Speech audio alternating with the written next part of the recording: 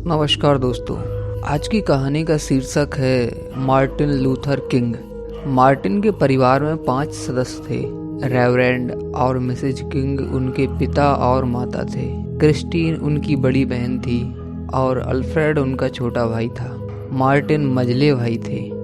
King परिवार Georgia के Atlanta नगर में एक बड़े घर में रहता था। वह एक सुखी परिवार था।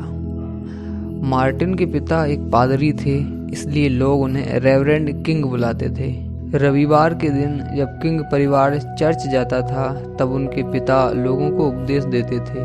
चर्च में अपने पिता को सुनना मार्टिन को अच्छा लगता था। उनके पिता जो बड़े बड़े शब्द बोलते थे वह शब्द उन्हें बहुत प्रिय थे। वह कहा करते थे, मैं भी ऐसे शब्दों का उपयोग करना सीखूंगा। मार्टिन लंबे लड़के न थे, लेकिन वह शक्तिशाली थे। जिस प्रकार के खेल लड़के हर जगह खेलते हैं वह सब खेल खेलना उन्हें पसंद था। फुटबॉल खेलते समय वह बहुत तेज दौड़ते थे। बेसबॉल में वह बहुत अच्छे बल्लेबाज थे।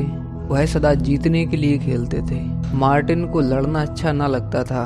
वह कभी भी किसी से झगड़ा शुरू न करते थे, लेकिन अगर वह किसी लड़के को किसी लड़की को छेड़ते या किसी छोटे बच्चे को तंग करते देखते तो वह उस लड़के को रोक देते थे।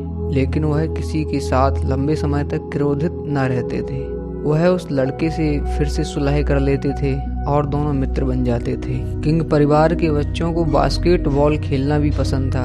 उनके पिता ने घर के पिछले अहाते में एक बास्केटबॉल कोर्ट बनाने में बच्चों की सहायता की थी। जब मार्टिन, क्रिस्टीन और अल्फ्रेड छोटे थे तब वह पड़ोस के सब बच्चों के साथ खेलते थे, चाहे वह अश्वेत हो या श्वेत। लेकिन जब वह स्कूल जाने लगे तब श्वेत बच्चों ने खेलने के लिए उनके घर आना बंद कर दिया। मार्टिन ने देखा कि श्वेत लड़कियां और लड़के उस स्कूल में नहीं जाते थे जहां वह और क्रिस्टीन और अल्फ्रेड पढ़ने के लिए जाते थे।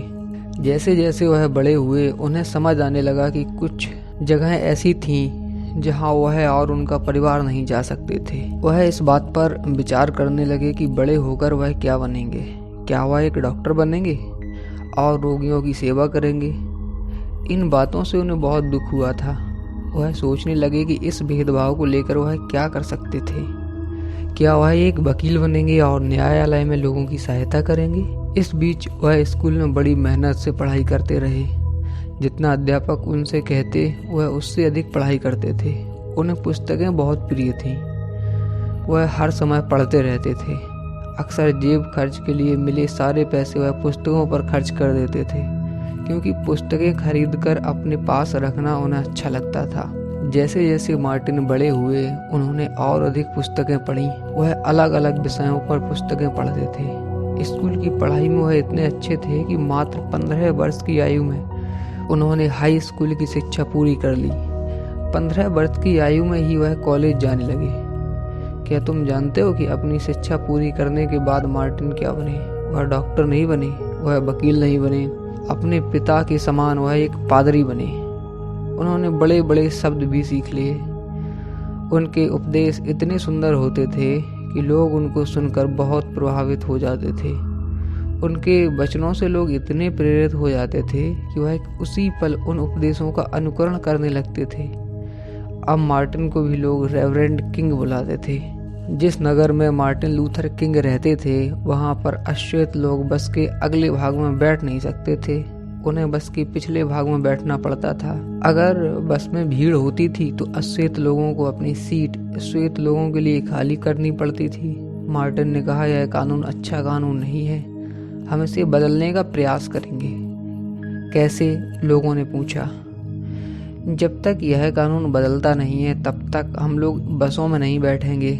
तो लोगों ने पूछा, क्या हम पैदल चलेंगे? उन्होंने जवाब दिया, हाँ, या फिर अपने मित्रों के साथ उनकी कारों में जाएंगे, टैक्सी में जाएंगे। चाहे कुछ भी हो, हम किसी से झगड़ा नहीं करेंगे, सदा शांत रहेंगे। अपना ध्येय पाने के लिए लड़ाई से बेहतर भी विकल्प हैं। रेवरेंड किंग बहुत ही मनमोहक भाषा में लोगों से बात करते थे। उन्होंने अश्वेत लोगों को समझाया कि हमें दूसरों से घृणा करने के बजाय उनसे प्रेम करना होगा। लोगों ने वैसा ही आचरण किया जैसा उन्होंने कहा था। 1 वर्ष से भी अधिक समय तक बसें लगभग खाली चलती रहीं। बस कंपनी को भारी हानि हुई। अंततः कानून बदल दिया गया। सब लोग बसों में यात्रा कर सकते थे और जहां मन करे वहां बैठ भी सकते थे। मार्टिन लूथर किंग ने सारे अमेरिका और समस्त संसार में कई यात्राएं की। जो लोग बुरे कानूनों को बदलवाने के लिए संघर्ष कर रहे थे, उनकी उन्होंने कई बार सहायता भी की। उन्होंने लोगों को समझाया कि उन्हें बिना लड़े सच्चाई और न्याय के लिए संघर्ष करना चाहिए। वह उन्हें सदा स्मरण कराते थे, सत्यवादी बनो, एक दूसरे से प्रेम करो, बहुत परिश्रम करो ताकि तुम्हें अपने आप पर गर्व हो और तुम आत्मसम्मान के साथ अपना सिर ऊंचा रख सको। वह इतने लोकप्रिय हो गए कि समाचार पत्रों में हर दिन उनके विषय में समाचार छपते थे। अक्सर उन्हें रेडियो पर सुना और टीवी पर देखा जा सकता था। विश्व में शांति का प्रचार करने और लोगों में प्रेम की भावना बढ़ाने के लिए मार्टिन लूथर किंग को 1964 में एक महान पुरस्कार से सम्मानित किया गया। इस पुरस्कार को नोबेल पुरस्कार कहा जाता है। नोबेल पुरस्कार जीतने वाले व्यक्ति को एक सुंदर मेडल और बहुत सारी धनराशि दी जाती है। तुम्हें क्या लगता है कि रेवरेंड किंग ने पुरस्कार में पाए $54,600 किस प्रकार उपयोग किए होंगे? उन्होंने अपने लिए या अपने परिवार के लिए इस धन का उपयोग नहीं किया।